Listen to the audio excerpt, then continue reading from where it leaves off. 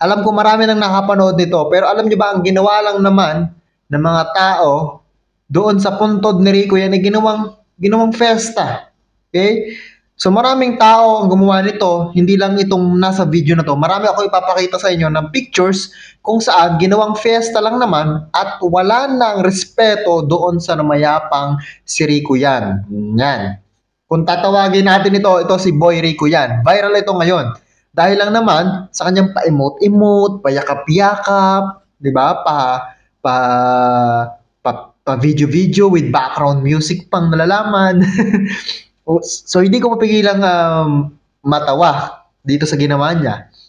So lahat naman tayo may kanya-kanyang reaction, 'di ba? Pero itong aking reaction is natatawa ako sa kanya. Hindi ko alam kung bakit siya nandun.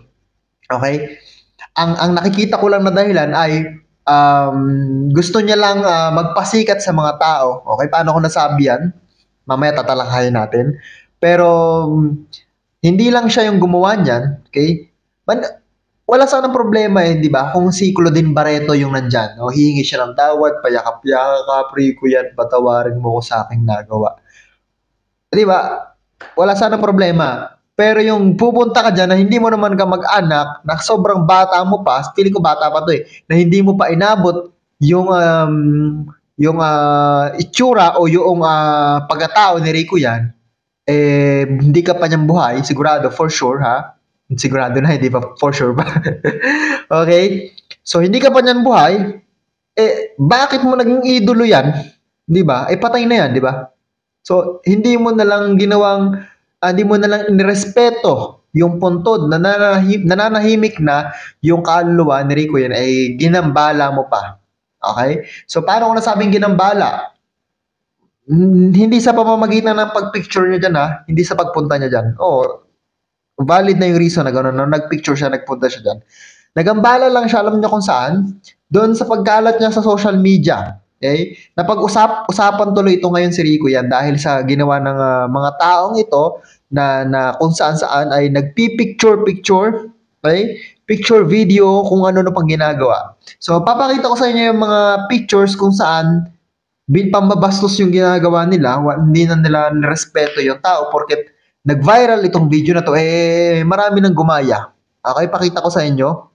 So, unahin na natin ito si ate. Okay? Ang post niya, eto, andyan lang siya, nakatayo lang siya. Ito, nirate ito ni Food Trip in Tandem. Okay? So, credit to the owner na lang sa picture niya. Pero hindi naman to siya ang may-ari. So, nirate niya. Okay, so nirate niya.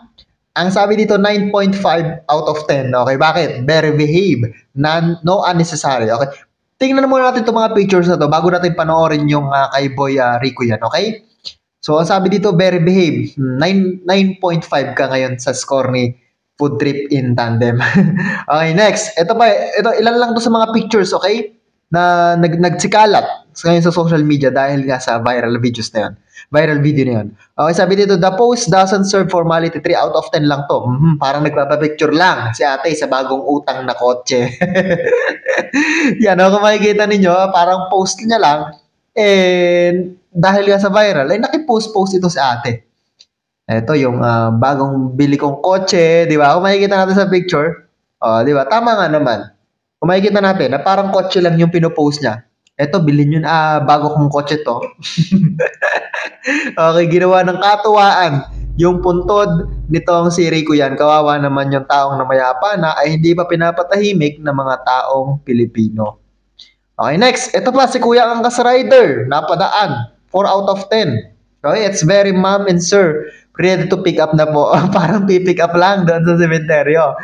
Diba? Parang nakipick lang dahil marami din ang nagpa-pick. So, ayan. Dahil nga, viral, ay nakipicture na lang. Diba? Nakipicture ka na lang kasi nga, viral. So, syempre, sasabay ka sa viral. Okay? So, grabe, no? Ano yung klase mga tao na to na wala talaga. Hindi talaga binigyan man lang ng respeto yung taong namayapa na. Okay, next. Sabi dito, 8.5 out of 10. Sabi dito, well-organized and well-divided. Paano nasabing well-organized? 3 out of 3. So, 3 dito sa kanan, 3 sa kaliwa. So, well-divided. So, organized yung kanilang ginawang setup sa picture. Pati ba naman to, 'di ba mapapansin niyo mga kabataan pa lang sila. Pero buhay na ba sila? Buhay na, bata na ba sila? Noong namayapa ito si Rico yan o bago mamayapa ito si Rico yan, 'di ba? Hindi pa. 'Di ba? Paano naging idol niyo yan, 'di ba? Paano niyo naging idol? Okay, next. Ito sabi parang nakisilong lang. It's not easy for people to recognize the picture is Rico yan stamp, 'di ba? Dahil nga sobrang dami ng tao, ayan, hindi na makita yung puntod ni Rico yan. 'Di ba? Ang nakikita na lamang yung mga mukha nila. Ito, buong pamilya ang isinama sa puntod ni Rico yan. Okay? Dahil nga siguro viral na din, makikisali-sali na lang ako, di ba? Makikisali-sali na lang, pupunta na lang ako doon sa puntod. Makikipicture-picture viral eh. 'Di ba? Doon nga si rito si Diwata Pares Overload, 'di ba? Kahit malayo, pupuntahan, kahit galing pang Batangas sa punta ng Pasay, pupunta ako. 'Di ba? Yan ang mga sabi ng mga idol, mga dahil nga viral, nakiki-idol na lang, 'di ba? Ganyan din 'yan. Siyempre, dahil nga viral, kahit hindi naman nila naabutan, idol nila. Ganyan yung mga Pinoy. Di ba? Kikisali-sali. Okay, ito, 9 out of 10. Sabi niya, love the drip. The skirt is giving, nailing the rule of thirds. Okay, naka-skirt pa si ating. Parang galing sa simbahan, ito si ating. Di ba? So, ayan. Ito pa yung iba mga pictures. Ito pa, si Dominic, hindi ko alam mga apelyido nito, basta si Dominic to. So, pati ba naman ito sa artista? 'Di ba? Pati artista ay nakisali na din sa picture. Okay, ito pa. Check pa natin yung iba pang mga pictures bago natin panoorin yung video ni Boy Rico yan. Okay, parang pamilya lang formal siya. Parang pamilya, oh. Isang buong pamilya. Okay, may nanay, may tatay, may asawa at mayroong pang manugang. O, ganyan. Ganyan ang mga nangyayari. Ewan lang kung may talagang merong namayapa na sa isang sementeryo lang na pamilya nila. Diyan mismo sa sementeryo na yan. Pero kung wala naman, dahil gusto nilang makita ng puntod at nakipicture-picture, ibang usapan na yun, di ba? Kung kamag-anak siguro, kung kamag-anak ito ni Rico yan, walang problema. Kasi kung bibisitahin lang nila. Pero kung dahil lang sa nag-trending, dahil lang nag-viral, nakikisali-sali ka, ibang usapan yon. Papansin ka na. Okay. So, eto, sabi, naka-mirror yung text, hirap i-recognize if anong point ng picture, parang nag-selfie lang because she suddenly felt cute. Yan ang sabi. Okay, so, eto, kasi medyo marami-rami na yung pictures na napakita ko. So, panoorin natin. Ito yung viral. Panoorin natin, ha? Panoorin natin yung viral ni Boy Rico yan. No? Pinangalanan siyang Boy Rico yan dahil nga dito siya sumikat. Okay? Panoorin natin. Imumute ko na lang para hindi ako makapiright kasi possible makapiright ako dito. So alam ko naman na napanood na natin yung iba. Panoorin natin. Okay? May pa-emote-emote pa siya niyan. With background music pa to Parang anak ka ba, anak? Okay, ito 'yon, oh. Maniniwala ako dito kung anak to, kung anak sa labas, kung pamangkin o kung kamag-anak, relatives. Maniwala ako eh. Pero yung mga ganito dahil lang sa trend, papansin na. 'Di ba? Oh, yan oh, yan oh. May payakap. Oh, yan. Sorry pero natatawa talaga ako. Hindi ko mapigilang matawa. Kasi nga, ano namang naisip mo dyan? Na pumunta ka dyan? Hindi mo naman kakilala. Hindi mo naman nakita sa personal yan. Di ba? Anong uhukayin mo ba para makita mo? Di ba hindi?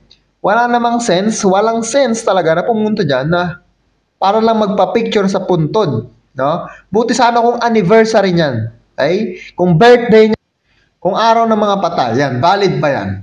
Pero kung wala namang okasyon, okay? Hindi naman valid yan. Di ba? Ewan ko lang kung ano mga pumapasok sa mga tao. Buti sana kung yan ay kakilala nila or kamag-anak nila. Di ba? Tuloy natin.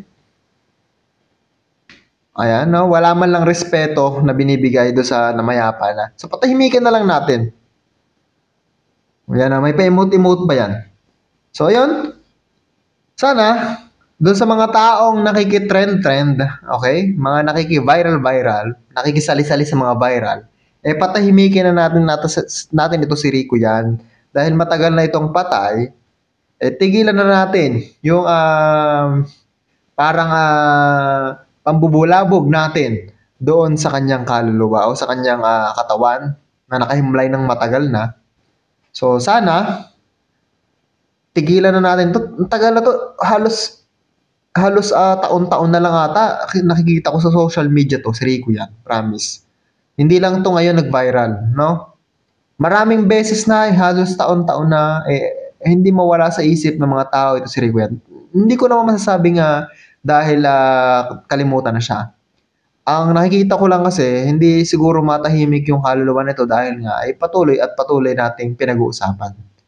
So, yun lang for today's video. This is Boy Sausaw, ang Sausawero sa isyong iba. Kung di ka pa nakasubscribe sa aking YouTube channel, subscribe mo na yan. Thank you so much for watching.